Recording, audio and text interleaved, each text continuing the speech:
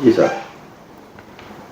આજરોજ પલસાણા પોલીસ સ્ટેશનમાં તેરા તુજકો અર્પણ કાર્યક્રમ રાખવામાં આવેલ। અમારા રેન્જ આઈજીપી સાહેબ અને મારા એસપી હિતેશ જોયસર સાહેબનો એક એવી સૂચના હતી કે ભાઈ જે પોલીસ સ્ટેશનો ખાતે જે મુદ્દામાલ પડેલ છે તે મુદ્દામાલ વ્યક્તિઓને સમયસર મળતો નથી અને સમયસર નહીં મળવાના કારણે એ મુદ્દામાલ સામે વ્યક્તિને પણ ઉપયોગમાં નથી આવતો। તો એમ કે શા માટે આપણે એ મુદ્દામાલને પડ્યો રાખવો જોઈએ? એ મુદ્દામાલ ખરેખર જેનો છે એને મળવો જોઈએ, એનો એને અધિકાર છે। તો એ અંતર્ગત આજે પલસાણા પોલીસ સ્ટેશનમાં અલગ અલગ 20 પ્રકારનો, જેમાં મોબાઈલ છે, ટ્રક છે, મોટરસાઇકલ છે, રોકડ રૂપિયા છે, એ મુદ્દામાલ 21,28,800નો સમથિંગ મુદ્દામાલ જે તે વ્યક્તિઓને પરત સોંપવામાં આવેલ છે।